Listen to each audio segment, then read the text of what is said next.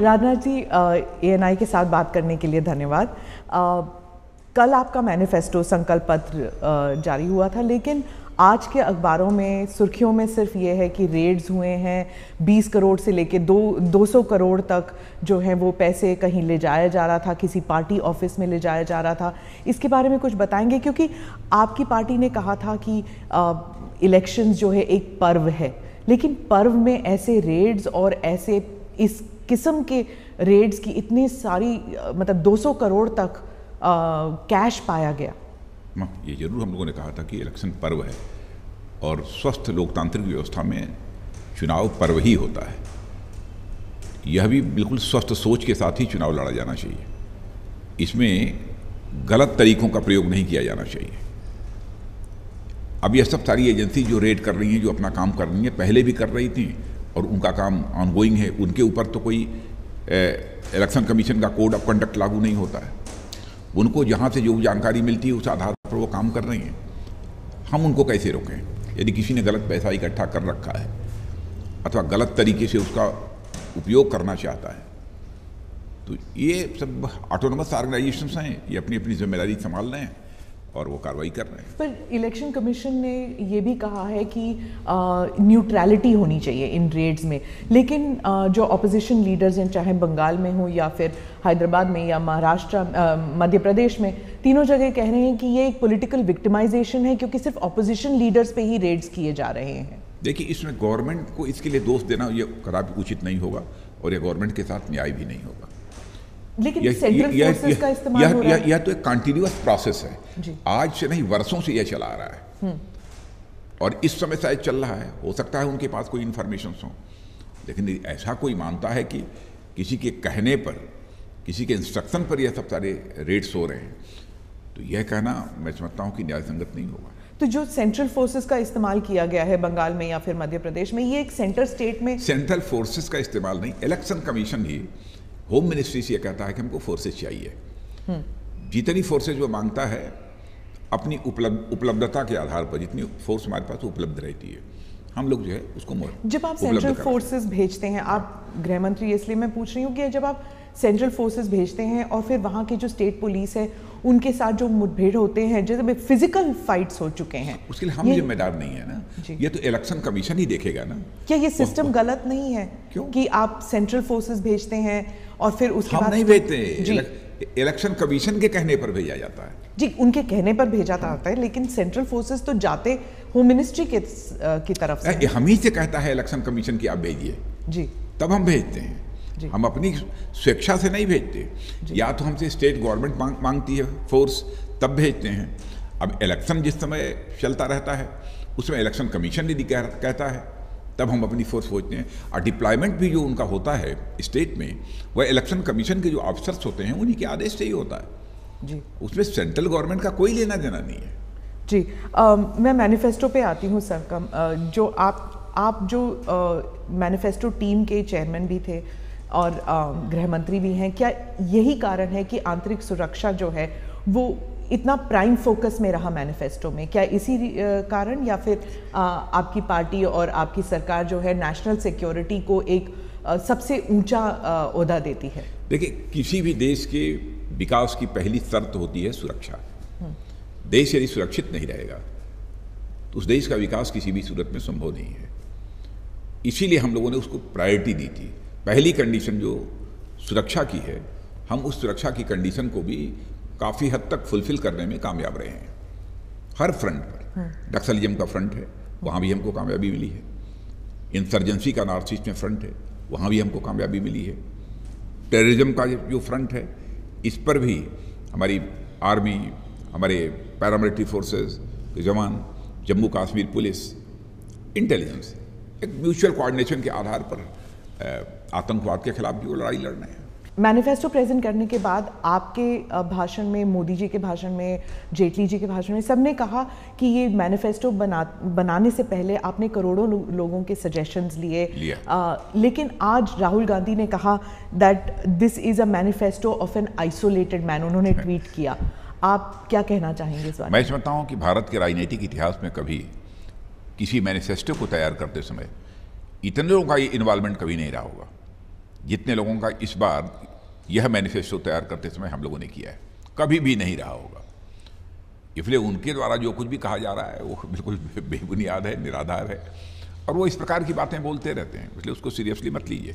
जी, national security जो है, जो आपके मैनिफेस्टो में है, उसके बारे में भी कांग्रेस कह रही है कि प्रचार ज़्यादा है, लेकिन असल में नेशनल सिक्योरिटी बहुत से लोग कहते हैं कि आपकी मस्क्यूलर नेशनल सिक्योरिटी पॉलिसी है, लेकिन असल में इतना मस्क्यूलर नहीं है, क्योंकि अगर होता तो डिफेंस स्पेंडिंग ज़्यादा होते जीडीपी के प्रिज्म से अगर हम देखें, और अगर कश्मीर में अगर मस्क्यूलर पॉलिसी सक्सेसफुल होता तो जिस तरह की ब्लडशेड हम देख रहे हैं वो नहीं होता। क्या मस्क्यूलर पॉलिसी क्या होती है, इसको मैं नहीं समझता। मतलब जीरो टॉलरेरिज्म टुवर्ड्स टेररिज्म हो जाए। जीरो टॉलरेंस टुवर्ड्स टेररिज्म तो होना ही चाहिए, और हम लोगों का है, रहेगा जब तक टेररिज्म रहेगा। तो अगर डिफेंस स्पेंडिंग ये सब जो है आपके मैनिफेस्टो में है, लेकिन सबसे low level of defence spending हुआ है, हालांकि रफाल हो जाए, जो भी मसला हो जाए, उसमें जितनी ज़रूरत होगी उतनी की हम व्यवस्था करते हैं, उतना इन्वेस्ट करते हैं, और अपने पैसे के कारण कोई काम हमारे यहाँ नहीं रुकने पाया है। जी, आपके मैनिफेस्टो में आपने ये भी कहा है कि speeding up of defence acquisitions होंगे, कि आपने जो भी वेपन्स खरीदने हैं उसकी स्पीडिंग अप प्रोसेस होगी। क्या ये इंटरनल सिक्योरिटी के मसले को भी आप उसी दायरे में देखिए, मेरी यहाँ तक जानकारी है कि लगभग 10 वर्ष पहले हमारे आर्मी के लोगों ने कुछ मांग की थी बुलेट प्रूफ जैकेट्स की। अब एग्जैक्ट नंबर तो मुझे नहीं मालूम है कितना था, 1,86,000 या कितना था। आप समझिए 5, 6, 7, 8 वर्षों तक ये उनको नहीं मिल पाया सिक्योरिटी फोर्सेस को, लेकिन हम लोगों ने उनको लाकर पूरी की पूरी जैकेट्स जो है उनको मुहैया करा दी है। निर्भर करता है डिसीजन लेने वाला कैसा है, लीडरशिप बड़ी डिसाइसिव है, निर्णय लेने वाली है, तो वैसे बताओ चटपट काम होते हैं, उसमें देर नहीं होती। अगर झटपट काम हो जाता तो फिर 35A जो है उस पर इतने साल लग गए, आपके 5 साल आपके पास मेजॉरिटी भी थी, 35A हो सकता था, लेकिन आपने किया नहीं। और अब इस मैनिफेस्टो में आपने कहा कि 35A और आर्टिकल 370 ये दोनों, इस पर कश्मीरी जो हैं बहुत नाराज़ हो गए हैं। फारूक अब्दुल्ला ने कहा है कि अगर आर्टिकल 35A और 370 को छेड़ा गया तो हो सकता है कि कश्मीर भारत से अलग हो जाए। नहीं, वो तो पहले ही बोल चुके हैं। जहाँ तक जनाब उमर अब्दुल्ला साहब का सवाल है, उन्होंने पहले ही कहा है। नहीं, मैं फारूक अब्दुल्ला साहब के बारे में कह रही हूँ। उन्होंने कल ये बयान दिया कि कश्मीर अलग हो सकता है। बिल्कुल अलग नहीं होगा। कश्मीर भारत का इंटीग्रल पार्ट था, है और रहेगा। दुनिया की कोई ताकत कश्मीर को भारत से अलग नहीं कर सकती है। उन लोगों को प्रिकॉशन लेना चाहिए था जिन लोगों ने यह कहा जी, भारत में 2 प्राइम मिनिस्टर होने चाहिए, 2 वजीर आजम होने चाहिए। ये उमर अब्दुल्ला ने कहा कि वो अगर आप इससे पहले कि 35A आपके मैनिफेस्टो में आए, उमर अब्दुल्ला ने कहा कि जो इंस्ट्रूमेंट ऑफ एक्सेशन है उसके बारे में फिर सोच करना चाहिए, और सदर और वजीर आजम, कोई उस संबंध में विचार करने की जरूरत नहीं है। तो सदर और वजीर आजम के बारे में हम लोगों ने इलेक्शन मैनिफेस्टो में पूरी तरह से क्लियर कर दिया है, हमारी गवर्नमेंट बनेगी तो हम इसको जो है 35A समाप्त करेंगे। तो 2 वजीर आजम यानी 2 प्राइम मिनिस्टर नहीं चलेगा, भारत में नहीं चलेगा। हमारे डॉक्टर श्याम प्रसाद मुखर्जी ने भी 2 विधान, 2 निशान, 2 प्रधान, ये नहीं चलेंगे, इसी मुद्दे को लेकर अपना बलिदान दिया है। क्या इस बात पर उनके साथ कोई डिस्कशन या डिबेट है कि आप बिल्कुल ही इस पर क्या डिस्कशन की क्या डिबेट हम करें? होम मिनिस्टर के रूप में आप समझिए लगातार 3 साढ़े 3 वर्षों तक मैं कश्मीर जाता रहा, बराबर लोगों से अपील की, जो भी हमसे बात करना चाहता था, हमारी तरफ से कोई रिजर्वेशन नहीं था, जो भी बात करना चाहता है सभी से मैं बात करने को तैयार बैठा हूँ। मैंने देखा कि ये लोग हमसे बात करने को तैयार नहीं हैं, तो फिर मैंने वहाँ के चीफ मिनिस्टर महबूबा जी को भी कहा कि आप अपनी तरफ से पहल करिए, उनको मैसेज दीजिए कि मैं बात करना चाहता हूँ। फिर भी बात करने को तैयार नहीं थे। ये तो कैसे समाधान निकलेगा उसका? महबूबा जी तो आपकी एलाई थी, और अब वो कह रही हैं, इसीलिए तो मैंने उनको कहा था जी, लेकिन वो भी सफल नहीं हो पाई। उन्होंने कहा मुझसे, नहीं साहब ये लोग बात करने को तैयार नहीं है, रिस्पॉन्ड नहीं कर रहे हैं लोग। स्वयं महबूबा जी ने मुझसे कहा। महबूबा जी आपकी एलाई थी, लेकिन अब वो क्वासा सेपरेटिस्ट बातें कर रही हैं। वो कह रही हैं कि अगर बीजेपी जो है 35A और 370 को छेड़छाड़ करेगी तो हिंदुस्तान भी नहीं रहेगा, मतलब कश्मीर तो अलग ही हो जाए। ये है फ्रस्ट्रेशन है, ये करने दीजिए, जो मन आए वो बोलें। क्या लेकिन ये हम लोगों को जो करना है वो करेंगे। क्या आप सोचते हैं कि ये सिर्फ इलेक्शन चुनाव को लेके ये सब बयानबाजी चल रही है, कि आप गृह मंत्री हैं, आप जानते हैं इंटरनल इंटेलिजेंस वगैरह सब कुछ आपके पास है, क्या ये सिर्फ चुनाव को लेकर ऐसे बयानबाजी की जा रही है, या फिर असल में ये बात चल रही है कश्मीर में कि अगर इन दोनों आर्टिकल्स को कुछ भी बीजेपी करता है, अगर सरकार में आ जाते हैं आप फिर से, तो क्या ये हो सकता है कि कश्मीर में खून होगा सड़कों पर? देखिए, चुनाव को ध्यान में रखकर बयानबाजी यदि कोई कर रहा होगा तो वे लोग कर रहे हैं जिनका स्टेटमेंट आ रहा है। हम लोग चुनाव को ध्यान में रखकर कोई बयानबाजी नहीं कर रहे हैं। हम लोगों ने अपने संकल्प पत्र में जो कुछ भी लिखा है बहुत ही सोच समझ कर लिखा है, लोगों से विचार विमर्श करके लिखा है और अक्षरशः उसका पालन करेंगे। संकल्प पत्र में आपने ये भी कहा कि नेशनल रजिस्टर ऑफ सिटीजन्स, इसको भी दूसरे राज्यों में भी अमल में लाया जाएगा। अब वहाँ पर बहुत से लोग कह रहे हैं कि इसमें क्या होता है कि सिटीजनशिप को तो और तरीके हैं चेक करने के लिए, लेकिन एक रजिस्टर जब आ जाता है तो जो माइनॉरिटी कम्युनिटी है वो समझती है उन पर ज्यादा ही क्वेश्चनिंग होगी, मतलब कि जो मुसलमान है अपने आप को असुरक्षित समझता है। नहीं, माइनॉरिटी चाहे मुसलमान हो चाहे क्रिश्चियन हो, जो भारत का रहने वाला वो हमारा भाई है, उसकी चिंता करनी है हम लोगों की जिम्मेदारी है। हम भारत को यदि मजबूत बनाना चाहते हैं तो चाहे हिंदू हो, मुसलमान हो, सिख हो, ईसाई हो, हम सबको साथ लेकर भारत को मजबूत बनाना चाहते हैं। हम कन्फ्रंटेशन पैदा करके हम इस लक्ष्य को नहीं हासिल कर सकते कि हम भारत को मजबूत बनाएं। आपने अपने भाषण में भी कल कहा कि हिंदू मुस्लिम को लेकर, हाँ बिल्कुल, हिंदू मुस्लिम के आधार पर मैं कभी भी कोई भेदभाव नहीं कर सकता हूं, मेरी अंतरात्मा इसकी इजाजत नहीं देती है हमको। सर, पर पिछले 5 सालों में हमने देखा काउ लिंचिंग का इशू हो जाए या फिर जम्मू कश्मीर में हो जाए, जो मुसलमान है वो अपने आप को असुरक्षित समझता है बीजेपी रूल में। नहीं, मैं देश के गृह मंत्री के रूप में आश्वस्त करना चाहता हूं कि किसी को असुरक्षित महसूस करने की जरूरत नहीं है। जो भी कार्रवाई करेगा, चाहे कोई भी किसी भी जात का हो, किसी भी धर्म को मानने वाला हो, जो गलत काम करेगा उसके खिलाफ सख्त कार्रवाई होगी। आपके मैनिफेस्टो में के बारे में यहां तक मैंने कल, आपने देखा होगा कि मैंने जम्मू में पब्लिक मीटिंग में कहा है, उसके पहले भी कहा है, जैसे हमारे कश्मीर के बच्चे देश के जिन भी संस्थाओं में, चाहे वो इंजीनियरिंग कॉलेज होंगे, मेडिकल कॉलेज होंगे, वहाँ पढ़ रहे हैं, उनकी पूरी हिफाजत करना, उनकी पूरी चिंता करना, यह हम सबकी जिम्मेदारी बनती है। राज्य सरकारों को भी इसके लिए मैंने एडवाइजरी जारी की है और मैंने कहा कि बीजेपी के लोगों को हमारे बीजेपी के कश्मीर के नौजवानों के साथ खड़े दिखना चाहिए। ग्राउंड लेवल पर भी, सिर्फ आप या चीफ मिनिस्टर नहीं, ग्राउंड लेवल पर भी जो आम कार्यकर्ता है वो भी समझे कि जैसे हमारे गृह मंत्री कह रहे हैं वैसे ही हमें भी कश्मीरियों के साथ रहना है, चाहे वो हिंदू हो या मुस्लिम। बिल्कुल, हिंदू मुस्लिम के आधार पर भारत में कोई भेदभाव नहीं होगा, इतना मैं विश्वास दिलाता हूं। क्या आप गारंटी और मैं बतला दूं, ये जो कुछ भी मैं कह रहा हूं ये हमारा कमिटमेंट है, ये हमारी प्रतिबद्धता है। जी, मैं फिर से मैनिफेस्टो मैं कम से कम चाहे जो कुछ भी हो, चुनाव हारें जीतें, लेकिन हिंदू, मुस्लिम, ईसाई, सिख, इस नाम पर मैं भेदभाव नहीं कर सकता हूं। Justice to all, appeasement of none, न्याय सभी को, तुष्टिकरण किसी का नहीं। इसी सिद्धांत में हम विश्वास करते हैं। ये सिर्फ आपका पर्सनल कन्विक्शन नहीं है, आपकी पार्टी का पार्टी का भी है, हमारा ही पर्सनल कन्विक्शन नहीं है बल्कि पार्टी का है। जी जी, आपके मैनिफेस्टो पर आती हूँ। बहुत से लोग आज के अखबार में भी है कि कोई बिग टिकट आइटम नहीं है आपके मैनिफेस्टो में, एक कंटिन्यूएशन है, मतलब कि एक विजन डॉक्यूमेंट है लेकिन उसमें एक सॉफ्टनेस है। लेकिन जैसे कि नौकरियों के बारे में आपने कोई नंबर नहीं दिया कि मैं 1 मिलियन जॉब्स या 2 मिलियन जॉब्स या 10 मिलियन जॉब्स, ऐसे कोई एक नंबर नहीं है आपके।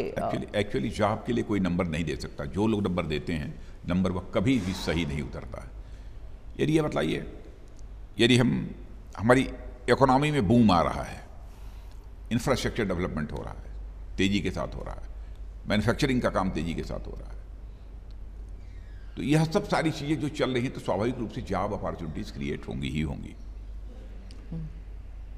और मैं दावे के साथ कह सकता हूं कि विगत 5 वर्षों में जितनी जॉब अपॉर्चुनिटीज क्रिएट हुई हैं, आजाद भारत के इतिहास में इतनी जॉब अपॉर्चुनिटीज कभी नहीं क्रिएट हुई है।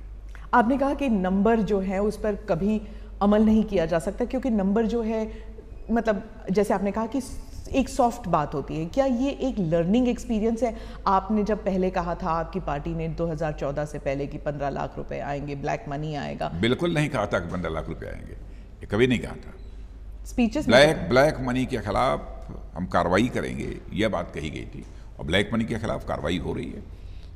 और पहली हमारी जो कैबिनेट हुई थी गवर्नमेंट बनने के बाद, तो आप समझिए कि SIT बनाने का काम ब्लैक मनी के मुद्दे पर तो हमारी ही गवर्नमेंट ने किया था। मैं फिर से नेशनल सिक्योरिटी के मुद्दे पर आती हूँ। आपके जो स्पीचेस हैं, आपके जो लीडर्स के स्पीचेस हैं, उसमें सर्जिकल स्ट्राइक्स और बालाकोट पे एयर स्ट्राइक, ये बार बार इसका जिक्र होता है। पिछले 1 साल से हम सर्जिकल स्ट्राइक्स की बात सुन रहे हैं और अब एयर स्ट्राइक्स की बात भी आ रही है। ये जो स्ट्राइक्स हुए हैं, इनका जो ओरिजिन था वो LK अडवाणी ने किया था जब उन्होंने हॉट परस्यूट का टर्म इस्तेमाल किया था, लेकिन वो कर नहीं पाए क्योंकि भारत उस वक्त इतनी मजबूती में नहीं, उनका स्टेटस, भारत का स्टेटस मजबूत नहीं था, और प्रधानमंत्री जो थे उस वक्त के वो कुछ और ही पाथ पर चल रहे थे, वो एक लाहौर बस यात्रा पर थे, इसलिए वो हॉट परस्यूट कर नहीं पाए। लेकिन आपकी सरकार ने कर दिखाया। क्या जब ये हॉट परस्यूट हुआ, मतलब कि जब स्ट्राइक्स हुए और उसके बाद दोनों स्ट्राइक्स, क्या कोई भी गया LK अडवाणी से बताने के लिए कि आपका जो सपना था वो हमने साकार किया? नहीं, अडवाणी जी आज भी बहुत जागरूक हैं, उनको सारी चीज़ों की जानकारी रहती है, लोगों से भेंट मुलाकात होती रहती है, वो जानते हैं सारी चीज स्थिति के बारे में। जानते अलग बात है, ऐसा नहीं है कि जाकर उनको बतलाने की ज़रूरत पड़ेगी, उनको बिल्कुल उनके ट्यूशन की ज़रूरत है। लंबे समय तक उन्होंने पॉलिटिक्स किया है, लंबे समय तक उन्होंने हम लोगों का मार्गदर्शन किया है, आज भी हम लोगों के सोर्स ऑफ इंस्पिरेशन है, प्रेरणा के स्रोत हैं। अडवाणी जी को सब सारी जानकारी रहती है, अडवाणी जी को किसी को बताने की कोई ज़रूरत नहीं है। सर, पर आप भी होम मिनिस्टर हैं। दूसरी चीज़ को हार्ड परसूट और कोल्ड परसूट इस रूप में नहीं करना चाहता। हार्ड परसूट अब उसको कहते हैं कि हम सीधे वहाँ की पाकिस्तान की आर्मी पर अटैक कर देते, जहाँ मन आता पाकिस्तान में अटैक कर देते, इनोसेंट सिटीजन्स मारे जाते। लेकिन हम लोगों ने पूरा प्रिकॉशन लिया। टेररिस्ट अटैक हुआ, फिराइन अटैक हुआ, उसमें हमारे CRPF के जवान मारे गए। तो हम लोगों ने टेररिस्ट सेंटर पर ही, ट्रेनिंग सेंटर पर ही जो है वहाँ पर जाकर हमारे एयरफोर्स के जवानों ने अटैक किया। यानी हम पूरा हमने प्रिकॉशन लिया कि पाकिस्तान की सॉवरेनिटी, इंटीग्रिटी, उसके ऊपर कोई हमने अटैक नहीं किया है, वहाँ की संप्रभुता के ऊपर कोई आक्रमण नहीं किया है, वहाँ किसी निर्दोष व्यक्ति को हमने नहीं मारा है। हमने तो जहाँ से आतंकवादियों को ट्रेनिंग दी जाती थी उस ट्रेनिंग सेंटर पर अटैक किया है।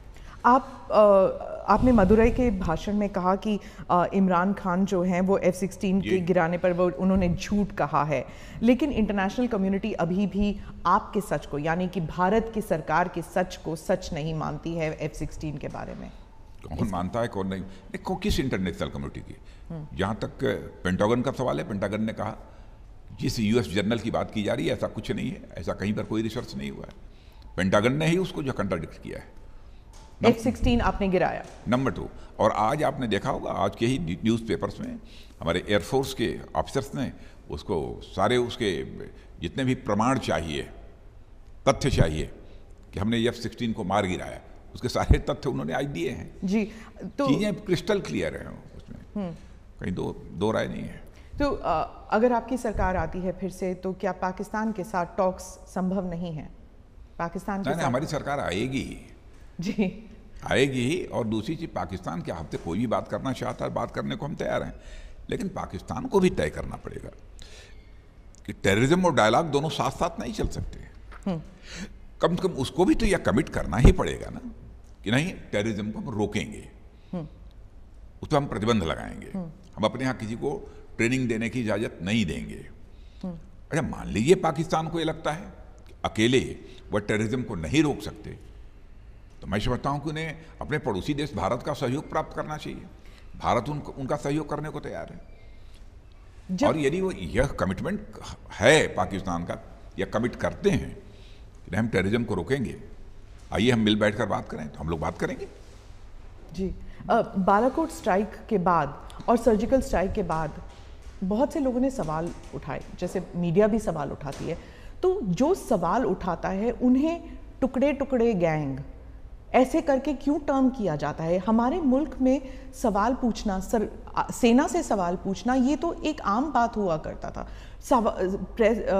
जो सेना है उनकी तो प्रेस कॉन्फ्रेंसेस होते हैं, अभी भी होते हैं, कल भी हुआ है।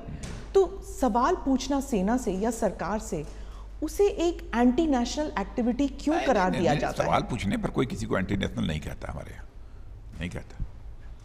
आपके बहुत से कॉलीग्स कहते हैं कि आप सवाल कैसे पूछ रहे हैं, आप सेना से सवाल कैसे पूछ रहे हैं? नहीं, ऐसा है कि कोई सवाल पूछता है तो पूछ सकता है, उसका हम लोग जवाब देते हैं जी।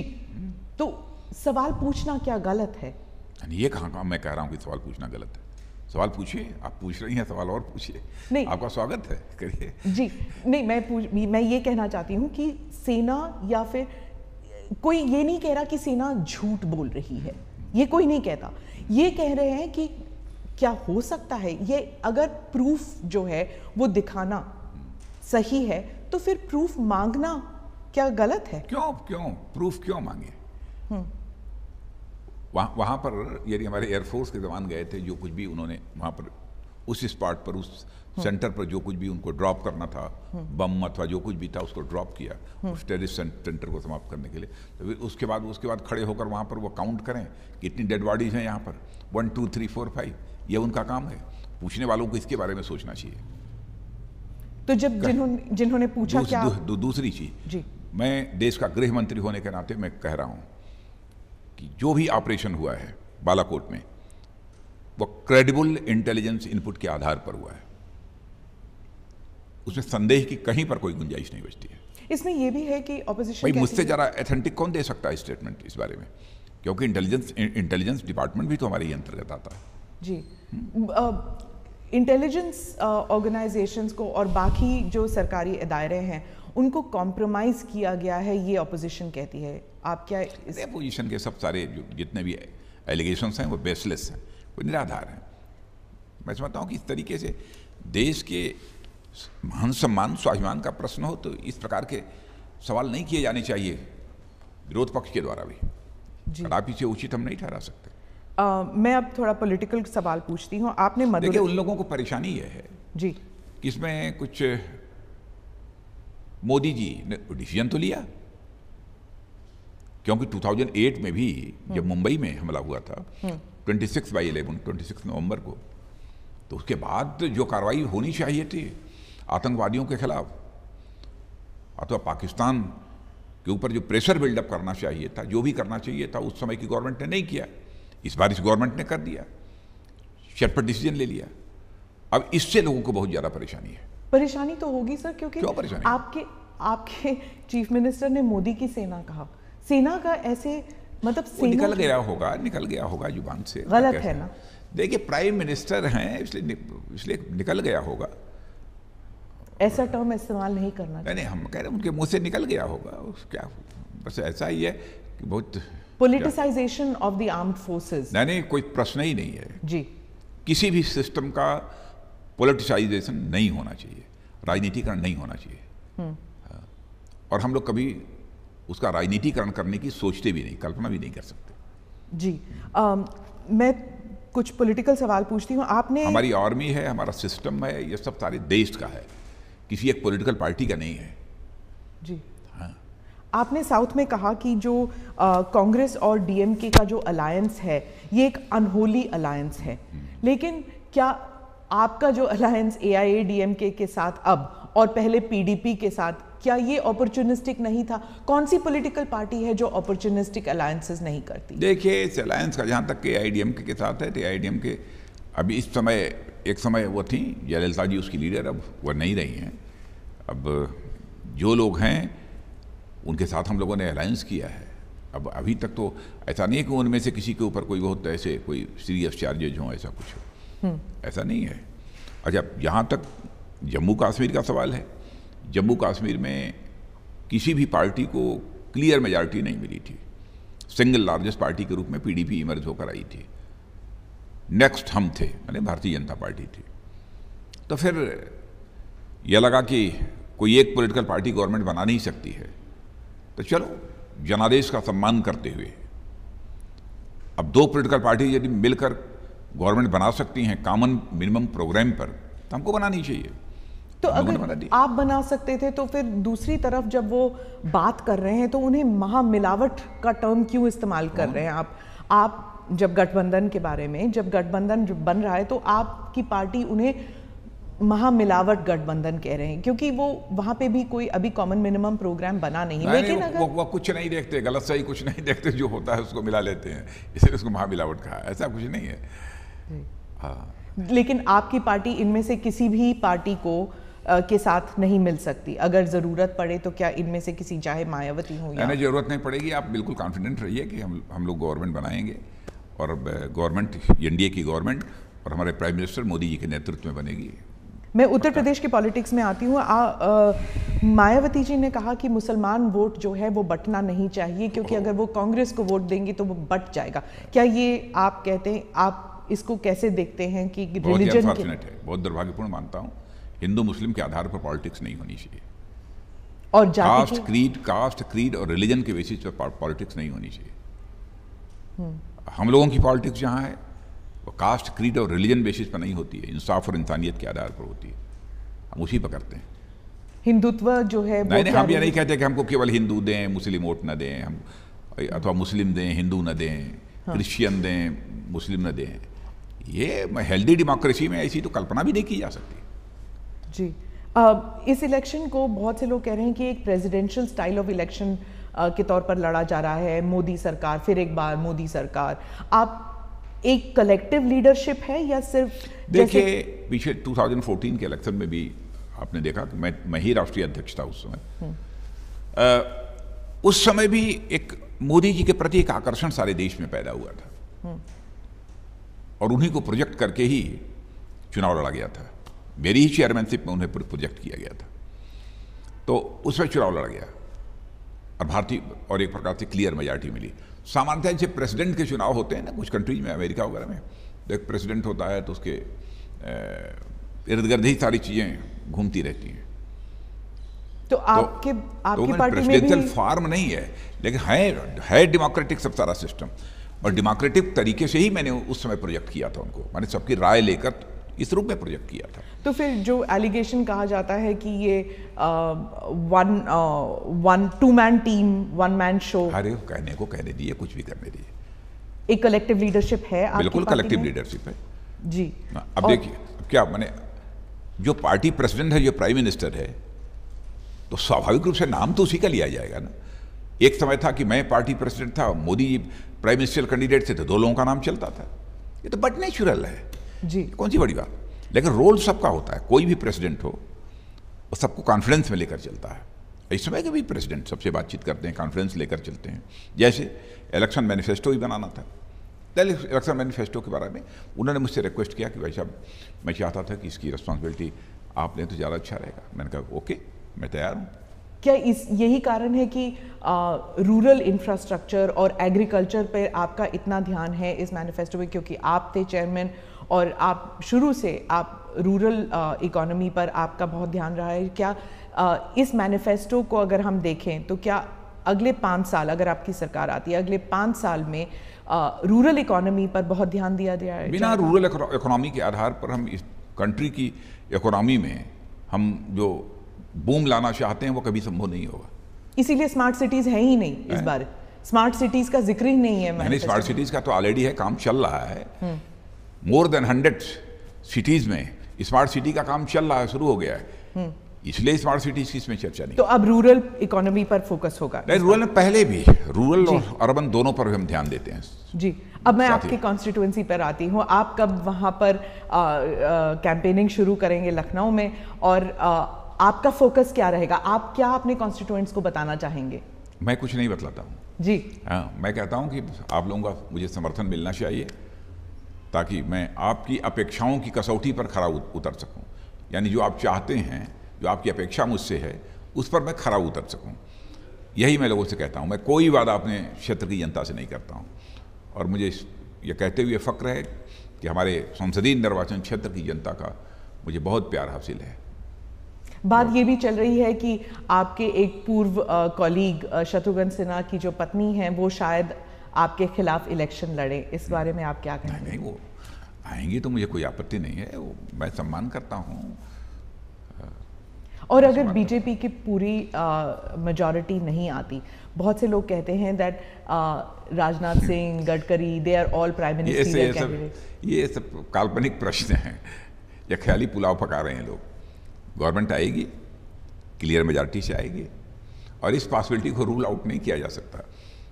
हो सकता है कि एनडीए को 2/3 मेजॉरिटी मिल जाए, इस संभावना को भी नकारा नहीं जा सकता। और प्राइम मिनिस्टर नरेंद्र भाई मोदी ही होंगे, इसमें कहीं दो राय नहीं है। राजनाथ जी, आप कभी प्रधानमंत्री नहीं बनना चाहते थे? आप कभी प्रधानमंत्री नहीं बनना चाहते? देखिए, ऐसा है, मैं यह मानकर चलता हूँ अपनी ज़िंदगी में कोई पद बहुत बड़ा नहीं होता है।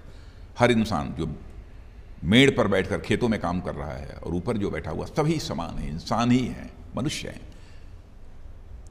और है रोल सबका जो है समय समय पर बदलता रहता है। जिसको जो रोल मिल गया उस रोल को अपना उसको निभाना चाहिए, उसको पूरा करना चाहिए। और फिर इधर उधर की बहुत ज़्यादा नहीं सोचनी कि हमको ये पोस्ट हासिल करनी है, क्योंकि पद के कारण किसी व्यक्ति का कद नहीं बड़ा होता है। कद यदि बड़ा होता है तो उसकी कृति के कारण, उसकी डीड्स के कारण उसका कद बड़ा होता है, स्टेचर बड़ा होता है। पोस्ट के कारण कद नहीं बड़ा होता है। आपकी पार्टी में जिनका कद ऊंचा है, क्या उन्हें रिस्पेक्ट दिया जाता है? मैं फिर से अडवाणी जी, जोशी जी, उनके बारे में बिल्कुल दिया जाता है पूरा। कल आपने देखा कि हमारे राष्ट्रीय अध्यक्ष स्वयं गए थे उनसे मिलने के लिए। हम लोग भी उनके जन्मदिन पर, और जब भी कोई ऐसा अवसर था, हम लोग जाते हैं। हम उनकी उपेक्षा नहीं कर सकते। पता नहीं अपोजिशन क्यों इसे प्रचारित कर रहा है। नहीं, सिर्फ ऑपोजिशन नहीं सर, अमित शाह जी गए थे मिलने के लिए, लेकिन उनके जो सबसे पुराने कॉलीग्स हैं वो आप और सुषमा जी हैं, और आप लोग नहीं गए। नहीं, कल मैं दौरे पर था, कल जम्मू में मेरा कार्यक्रम था, हम सभी लोग दौरे पर थे। क्या अडवाणी जी और जोशी जी, हम लोगों की भेंट होती रहती है जी। मैं जोशी से इसके मिल चुका हूँ कई बार, हर साल 3-4 बार मिलता हूँ। तो आप समझते हैं कि वो अभी भी बीजेपी का उतना ही अहम हिस्सा हैं जैसे पहले? बिल्कुल बिल्कुल, उनका आज भी हम लोग मार्गदर्शन प्राप्त करेंगे, उनका मार्गदर्शन लेते रहेंगे। सर, 2019 के चुनाव के बाद क्या अगले इलेक्शन में आप फिर लड़ेंगे, या फिर इसके बाद आप इलेक्टोरल पॉलिटिक्स में नहीं आना चाहते? नहीं, वैसे ये फैसला मुझे नहीं करना है, लेकिन अगले इलेक्शन में भी मैं 75 का नहीं होऊंगा जी, नहीं होऊंगा। नहीं, फिर आपका एम्बिशन क्या है? एम्बिशन एक गोल होता है इस समय, जब तक हमारी आयु है जी, जिस सीमा तक मुझे राजनीति करना है वो मैंने तय किया है, उसको डिस्क्लोज करने का कोई कारण नहीं है जी। तब तक जो भी फैसला मेरे संबंध में पार्टी करेगी वही मैं करूंगा। धन्यवाद Rajnath ji. Thank you very much.